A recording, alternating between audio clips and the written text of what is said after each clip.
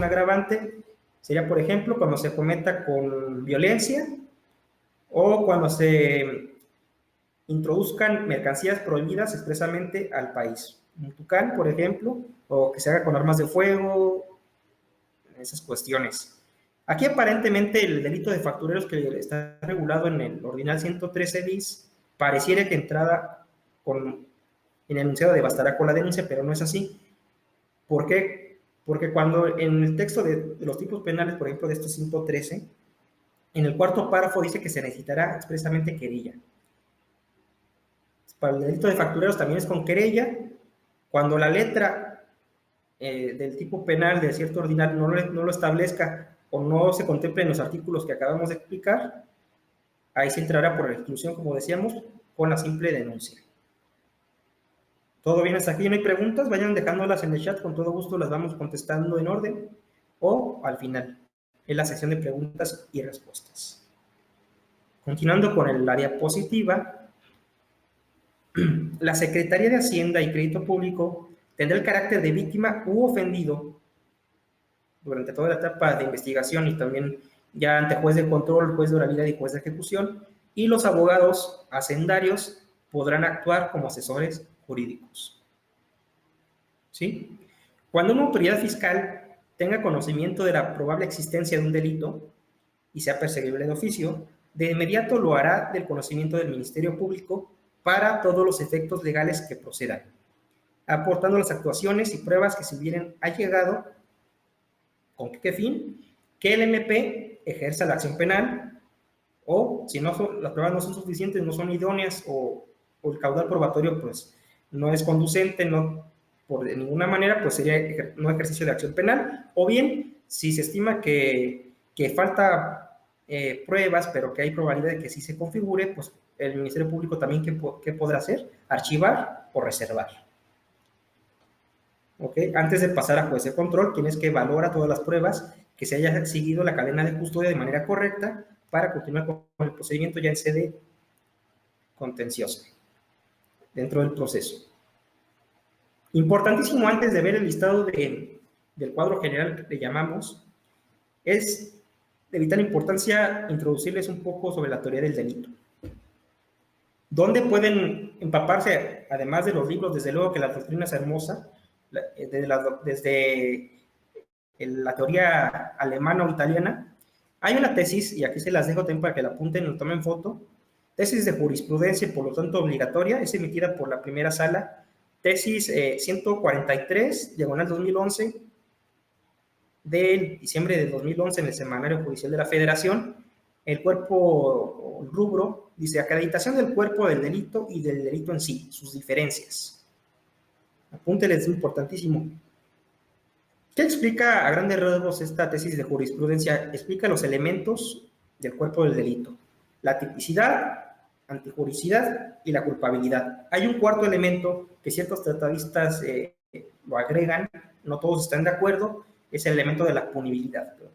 Aquí vamos a centrarnos en tipicidad, antijuricidad y culpabilidad. Tipicidad. ¿Qué quiere decir la tipicidad?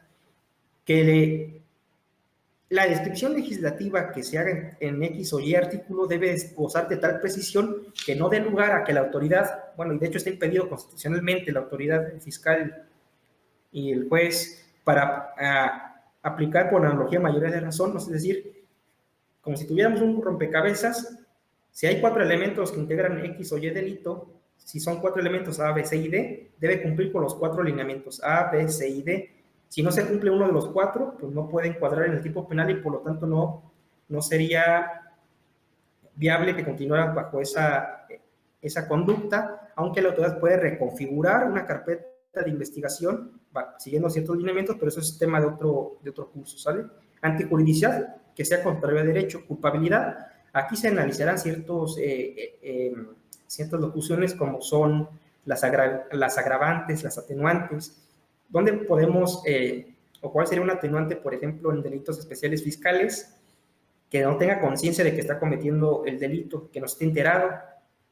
Más adelante daremos un ejemplo. Un agravante, que haya reiteración, por ejemplo. Siguiendo con la explicación de la tesis, que toma en cuenta la doctrina alemana, Al realizar una interpretación, porque cuando una norma no es clara, se atiene a los tipos de interpretación, como puede ser la sistemática, la integral, la literal, ¿sí? La exegética. Aquí se hace una interpretación sistemática sobre los artículos 7, 8, 9, 12, 13, 15 y 17 del Código Penal Federal. Nos dice, se advierte que los elementos del tipo penal que se deben examinar son los siguientes. De principio, este es el más esencial. Los elementos objetivos de la descripción típica del delito que se trate, ¿sí? Si la descripción típica los contempla, los elementos normativos, ¿sí? Jurídicos o culturales y subjetivos específicos, ánimos, intenciones, finalidades, entre otros. La forma de autoría. De hecho, el mismo código nos habla de la responsabilidad penal tanto de las empresas como de las personas físicas, ¿sí? Formas de autoría intelectual, material, directo o coautor mediato. Participación, si es inductor, cómplice, realizada por el sujeto activo que comete la conducta. Los elementos subjetivos genéricos del tipo penal, esto es si la conducta es dolosa, si hay un dolo directo, un dolo eventual o culposo, con o sin representación.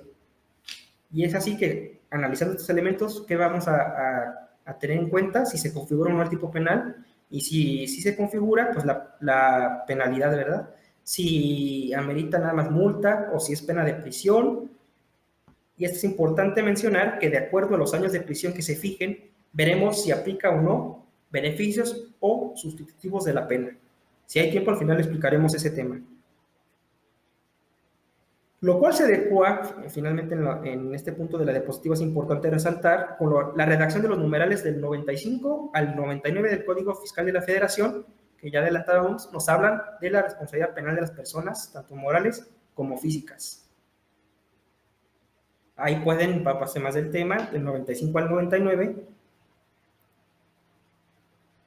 y apoyado con esta tesis podrán perfectamente entender el tema, aunque no tengan tanto acercamiento con la materia penal. Listado de delitos fiscales del cuadro general. ¿Por qué hablamos de un cuadro general? Porque aquí nada más estamos resaltando los tipos genéricos. No vamos a ver, por razones de tiempo, las conductas equiparables a ciertos tipos penales. Aquí nos centramos en contrabando, defraudación fiscal, los factureros y la depositaria infiel. Contrabando. Comete el delito de contrabando quien introduzca al país o extraiga de él mercancías sin permiso de la autoridad cuando sea necesario, omita total o parcialmente el pago de contribuciones, como IVA o cuotas compensatorias de comercio exterior, o sean cosas de importación o exportación prohibida. Este tipo penal, el genérico, está regulado en el 102, todos del Código Fiscal de la Federación. Defraudación fiscal. En las diapositivas siguientes también abordaremos, desmenuzaremos este delito de defraudación fiscal. Aquí nomás lo vamos a enunciar de manera genérica y más adelante ampliamos el tema. Comete el delito de defraudación fiscal quien, con uso de engaños o aprovechamiento de errores, omita total o parcialmente el pago de alguna contribución u obtenga un beneficio indebido con perjuicio del fisco federal. La omisión total o parcial de alguna contribución, indistintamente, comprenderá los pagos provisionales o los definitivos en términos de las disposiciones fiscales. Chequen bien este último párrafo de la diapositiva. El delito de defraudación fiscal y el delito previsto en el artículo 400 bis del Código Penal. Y aquí, como pueden ver en las diapositivas siguientes, hay remisiones entre leyes. ¿Qué dice a grandes rasgos el 400 bis o de cuál tipo penal habla? El lavado de dinero. Nos dice que se podrán perseguir simultáneamente la defraudación fiscal con el lavado de dinero.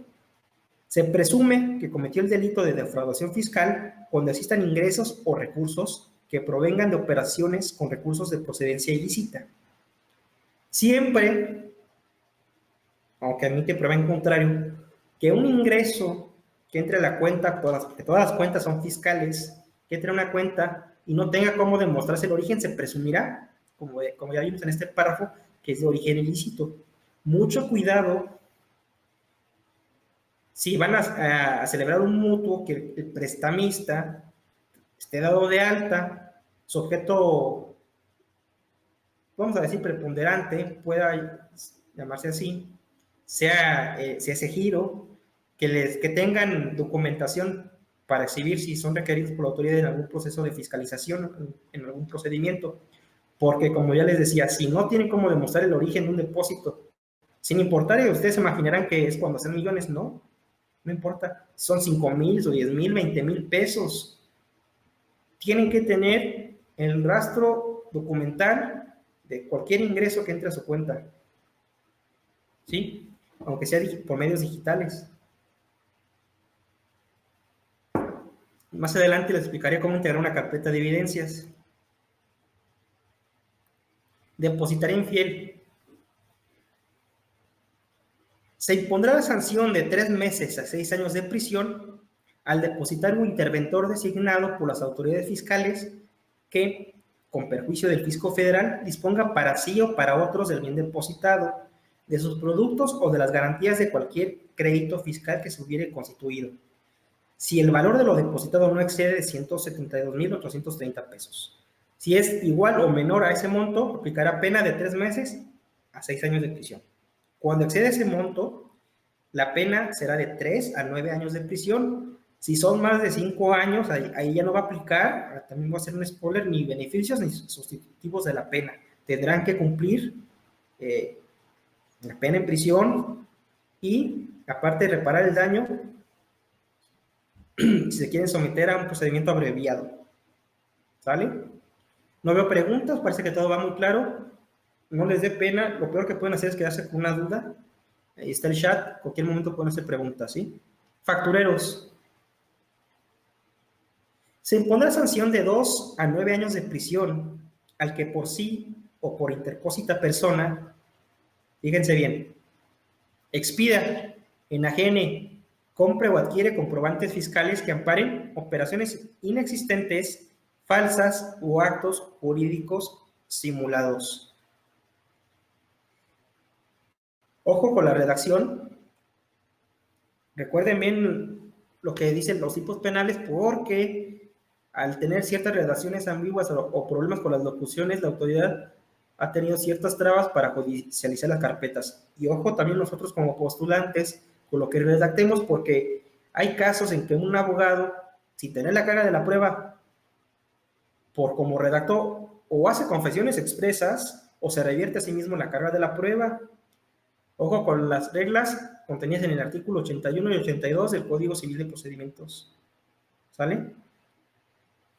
Siguiendo con el tipo, será sancionado con las mismas penas al que a sabiendas permita o publique a través de cualquier medio anuncios para la adquisición o enajenación de comprobantes fiscales que amparen operaciones inexistentes, falsas o actos jurídicos simulados. Si ustedes se meten a Mercado Libre o simplemente googlean, y luego también hay que tener cuidado con lo que uno googlea, ¿verdad?